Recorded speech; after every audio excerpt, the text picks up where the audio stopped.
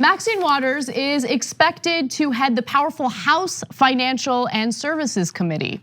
And now that Democrats have taken over the House of Representatives, she is specifically going to go after the big banks, something that I absolutely love, especially because it seems as though so much attention is focused on Trump and all of his nonsense that it feels as though, the big banks and corporations have been getting away with murder behind the scenes while everyone else has been distracted. But it appears that Maxine Waters has not been distracted. So she wrote a letter to her colleagues, 8-page letter, indicating what she plans on doing as the head of this committee, okay? And with Trump in the White House, she says, I know that our fight for America's consumers and investors will continue to be challenging, but I am more than up for that fight.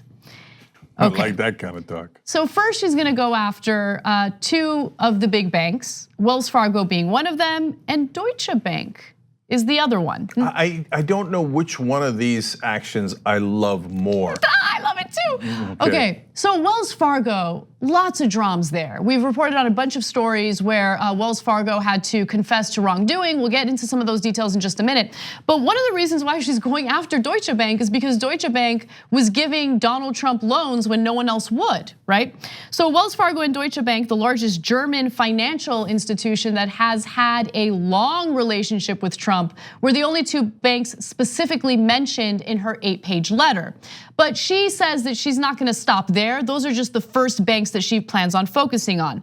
Deutsche Bank was one of the few banks that lent money to Trump after bankruptcies by some of his companies. In 2017, the bank paid about $630 million in fines to US and British regulators for failing to prevent trades that allowed the transfer of about $10 billion out of Russia in violation of anti-money laundering laws.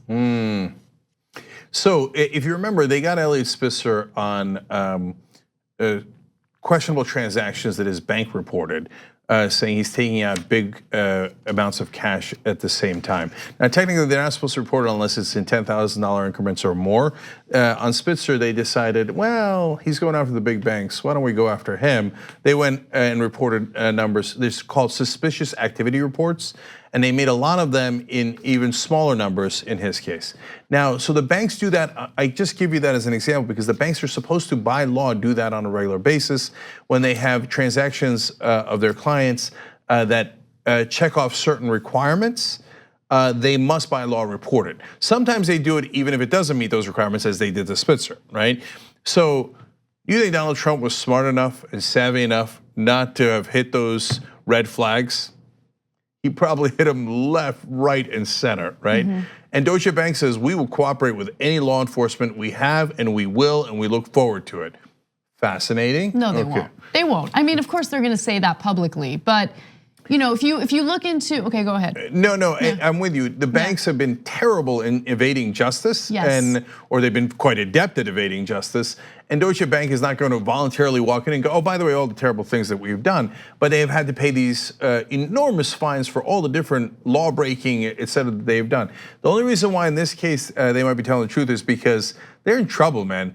They have supported a ton of wrongdoing, including the billions of dollars in money laundering that they knew that they were doing, and that's why they paid the fines, right?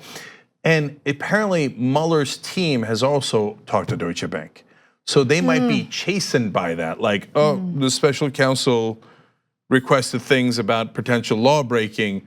We're in a lot of trouble here because the number one thing they care about at the end of the day is their own ass, right? So yeah, they'd like to protect their clients that are doing illegal activities. That's part of their appeal to them. Like, oh, don't worry, come, we'll launder your money for you, right? But if it's them versus their clients, they'll go, us, we're gonna protect us first. So Trump might be in a lot of trouble here. You get into his tax returns, that's a whole world of hurt for him. You get into his bank account, that is filled to the rim with landmines. So go get him, Max. So I think that Trump is certainly one of the motivating factors in some of these investigations, and I'm fine with that. But for me, this goes beyond Trump, right? This is more for me about what we're gonna do to protect consumers.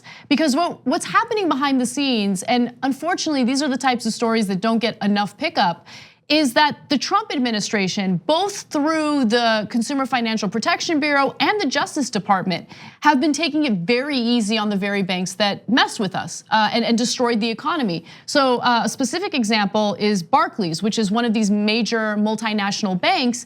They were also committing fraud in the run-up to the 2008 economic downturn. And what they were doing was the subprime mortgages, bundling these mortgages, and then putting out these mortgage-backed securities that people were investing in. People were unwittingly investing their retirement money in that, and those assets were so toxic. As soon as everything blew up and people started defaulting on their loans, people lost nearly 50% in some cases of their retirement accounts. And so the Department of Justice under Obama pursued, in my opinion, a very weak fine for Barclays, only $7 billion.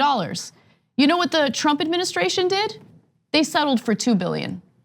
They said, hey, Barclays, here's a $5 billion gift to you because Donald Trump won. Now you were gonna have to pay that fine because you ripped people off. You stole their money, but we don't mind that you stole their money because you're our donor. So we're gonna give back $5 billion to you guys. Donald Trump is the swamp. He's gross. So, when she goes after Wells Fargo too, she's gonna do it to protect consumers. And look, you gotta understand, I have some policy differences with Maxine Waters. And I think she's actually more on the corporate Democrat side oftentimes, okay? But that's for another day. As Anna pointed out, we gotta go fight the White Walkers first, okay? So whether it's House Lannister or whoever, let's go. There's a bigger threat. And the threat right now is Donald Trump. And I think Maxine Waters is doing a fantastic job of fighting back against him. And going after Wells Fargo protects you guys because they keep ripping you off. Going after Deutsche Bank goes after Trump. But if Trump didn't do anything wrong, then they won't find anything. This only is if we're right that he did do things wrong, then they'll find a lot, okay? So, and if it's Maxine Waters that takes down the president, that would be perfect. That would be a black woman who he called low IQ. And then she could turn around and go, tell me who's low IQ again? Okay, oh God, that would be perfect. So go get him, Max, go get him. On the go, don't worry, we got you covered. You can still listen to TYT at our new podcast network. Find us on Apple Podcasts, the Google Play Store, or at tyt.com/podcast.